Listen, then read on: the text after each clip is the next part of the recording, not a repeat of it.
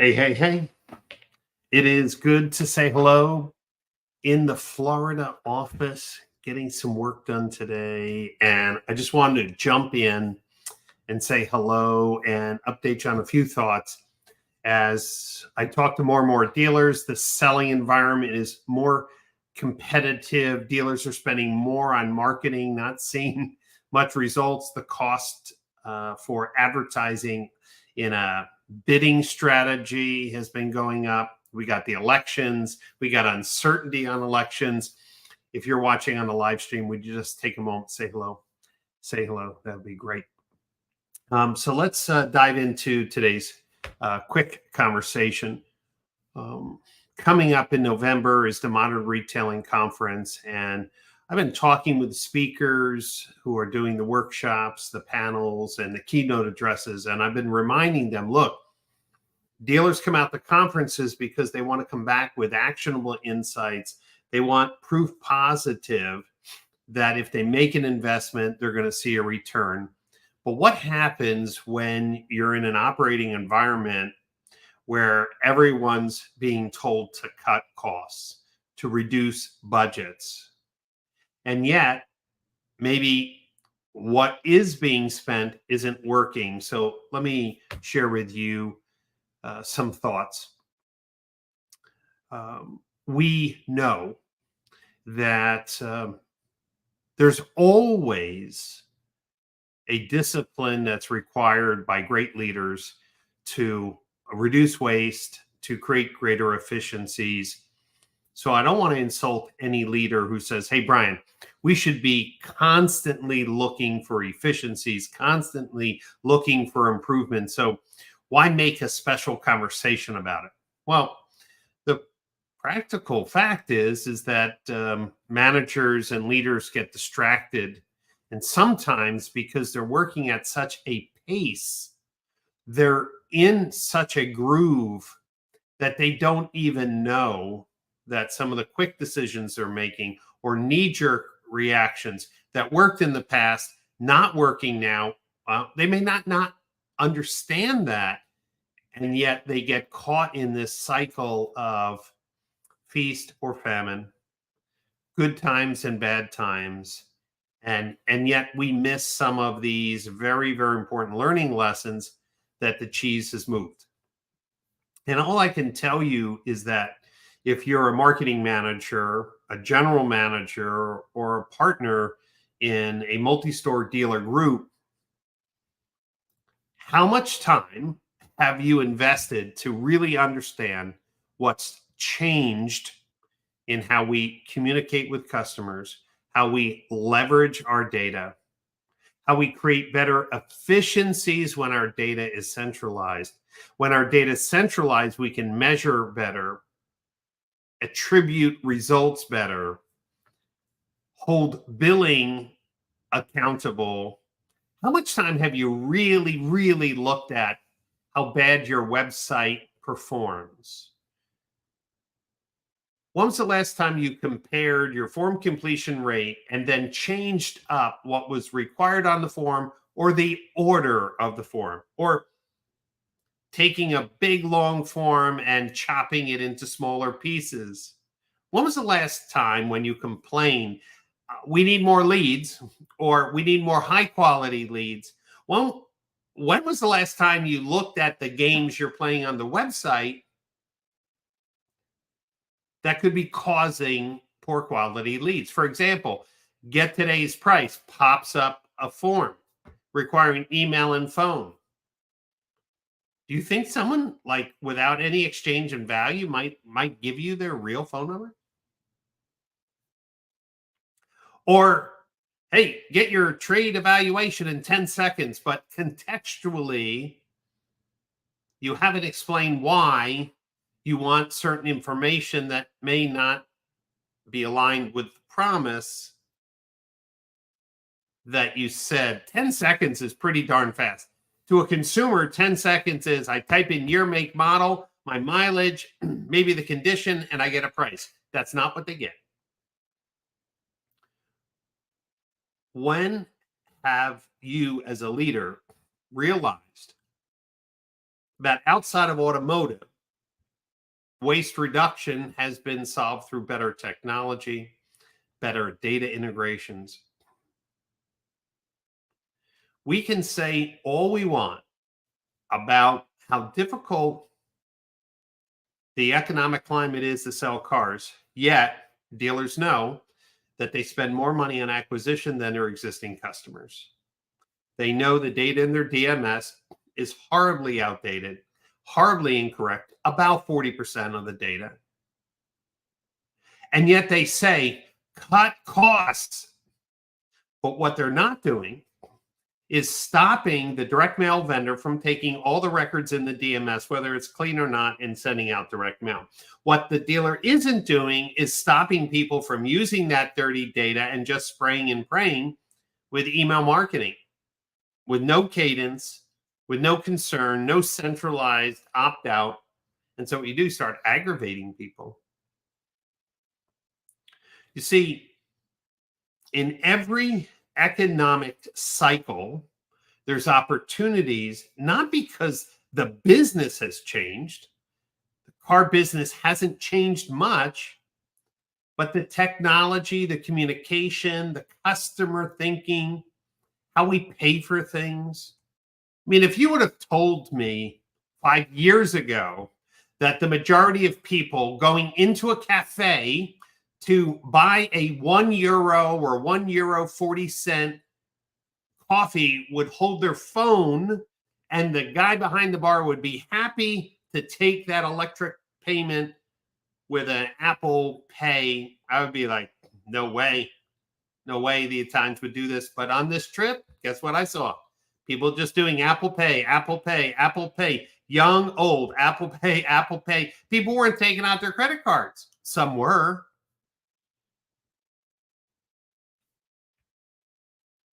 Today's economic climate requires different type of thinking. I've been writing now about the rise of CDPs, customer data platforms, for over 2 years. It's great to see some of my other colleagues talking more about it. Larry Bruce recently, I saw, has been talking more about it. I've been seeing other industry leaders talk about their data journey. Ryan Rohrman about his focus on the future of automotive.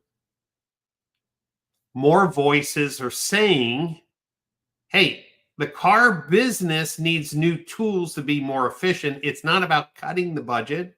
It's about replacing the tech that is inherently wasteful, miserable about retention, that's creating confusion and waste and a poor customer experience. It's not, you can't cut your way out of that type of mess.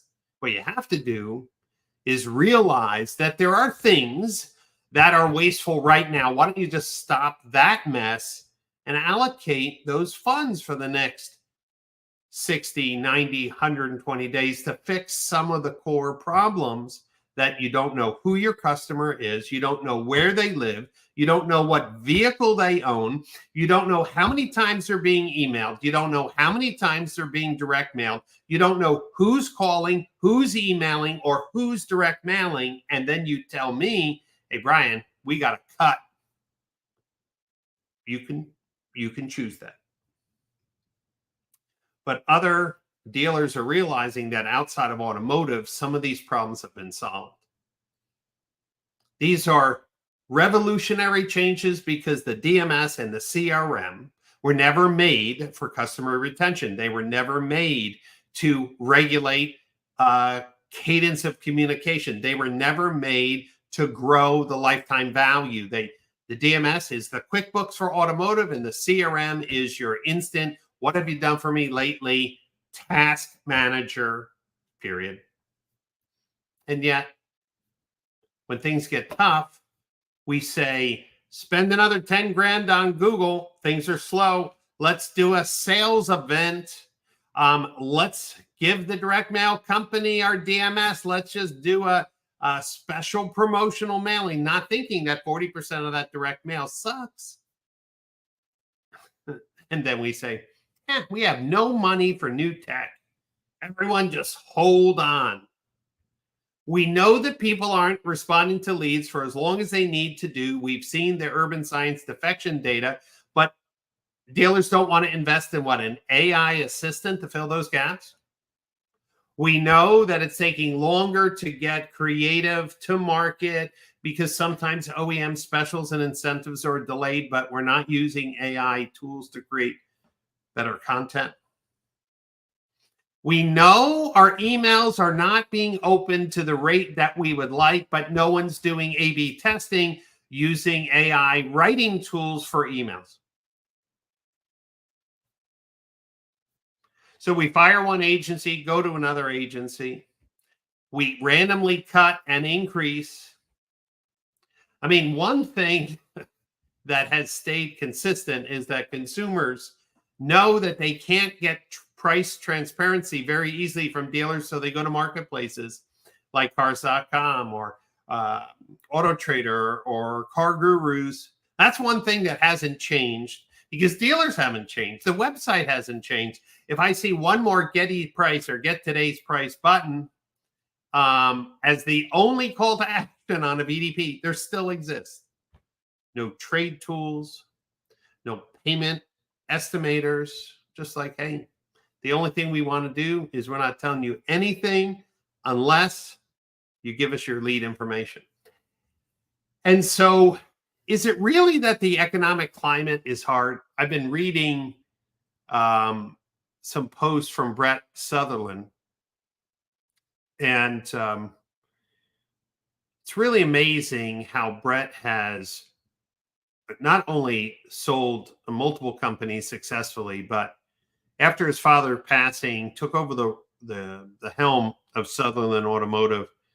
And he's on LinkedIn saying, I'm buying Nissan dealers, I'm buying Stellantis dealers. Now you might say, Brian, everyone's throwing those brands out the door. It's like the worst brands. Okay, well, what if it's not the brands, although Stellantis has problems? But what if we're just using the same old tools in a changing economic climate? Larry Bruce is here. Hey, Larry, I just spoke about you. You're right. Most dealers don't have the expertise, the tools, or the mindset to manage their first-party data. And you're absolutely right. As a result, they push it off or ignore the investment. Now, there are platforms that are more turnkey. And those platforms will be at the Modern Retailing Conference for dealers who say, look, I want to manage my first party data. I need someone to do it for me and have that more automated.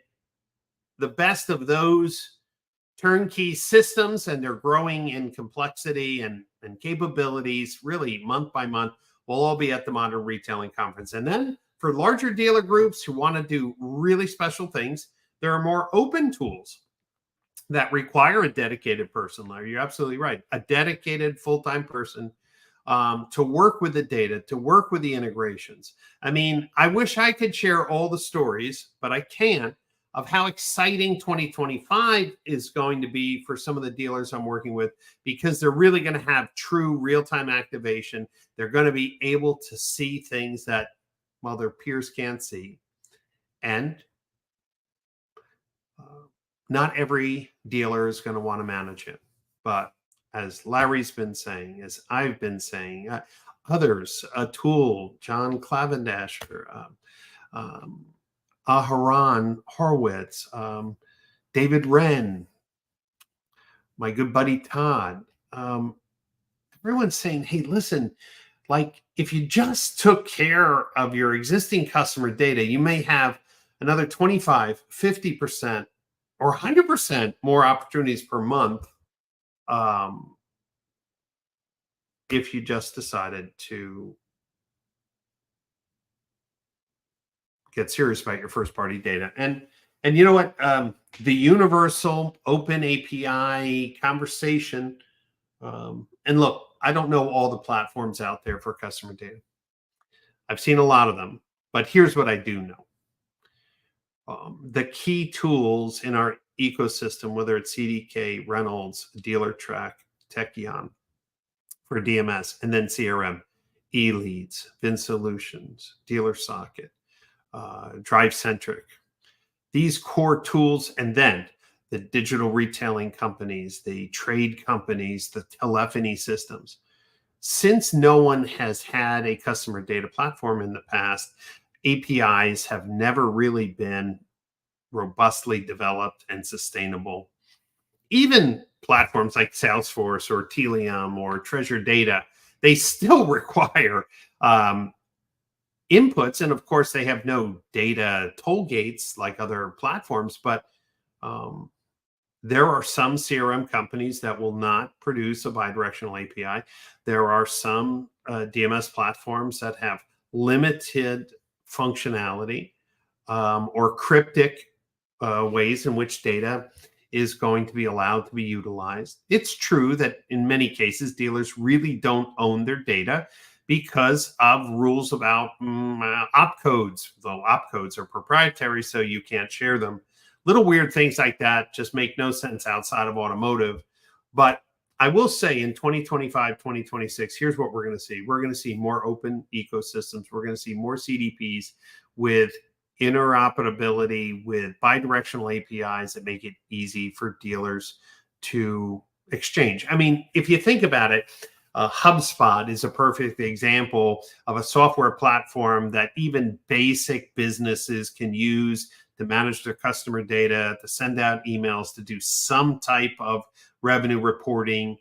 We never had that true kind of data-centric environment for automotive. And the reason why I want to just go on live is that car dealers are smart. I don't want to miss the message. They just need to make a commitment to get the skills that they're missing. It's true that a very small percentage of dealers today understand what a CDP is, understand the power and the benefits, but I'm saying that it's the third leg of the technology tripod that has to be in every car dealership in some form, turnkey or not. And with that in mind, I'm 100% confident that as we look back, that this was the time that dealers woke up and to really saying, I don't have a place where I can update my customer data. I don't have a piece of software that allows me to control the cadence of communication. I don't have a piece of software that can take different buying signals and allow me to create a better customer experience today. Of course, I'm working on a number of cool projects, and 2025 we'll be able to talk about them more, but I'm not the only one who's working on it. There's, I would say, 10 great companies trying to solve this problem. Some very small and limited in their marketing and budget, and others larger and growing in their reach through acquisition or through integration. But I just want to encourage dealers who are saying this operating environment is tough. I need more opportunities to sell cars. Even if I got another 20% more sales opportunities, I would be profitable. I want you to come out to the Modern Retailing Conference, where deep conversations on identity resolution, data hygiene, customer data management, bidirectional APIs, transforming the customer journey, rethinking what digital retailing should be, how AI should be making digital retailing smarter every day that people use the tools. Plus some great keynotes. The current president of NADA, we talk about the future of the automotive industry. We have an amazing case study to talk about with the Morgan Auto Group with Rhett Morgan and Tom Moore on the CDP project that I've been working with them on for the last year. There's a lot of great conversations. So go to modernretailingconference.com, modernretailingconference.com. Get your tickets. Now, just a couple things. Allied Industry tickets end September 30th. After September 30th, the only tickets that will be sold will be dealers and OEM employees. That's it. So Allied Industry, if you'd like to sponsor the event, be part of the hospitality and interactivity, reach out to Dawn Pash. for the latest prospectus on what is still available. Other than that, looking forward to seeing everyone in November because I love car dealers. They're aligned with my DNA of being an entrepreneur, but you only know what you know. And instead of accepting the norm as unchangeable, dealers are reinventing their mindset, their business, their profitability, their retention, their income potential, because they're finally realizing they never had a tool to manage their first party data. And that's on the way. And the leaders in that space will be speaking, demonstrating, and collaborating at the Modern Retailing Conference. What I'll do, let me just put a link in the chat here in the live stream. And this way, boom, you'll have a link. Go ahead and hope to see you this November 17, 18, 19 in beautiful Palm Beach at the O Hotel and Resort for 3 days of amazing engagement. It is Sunday, Monday, and half day Tuesday. Hope to see you then. Thanks for watching. Thanks, Larry, for being part of the live stream.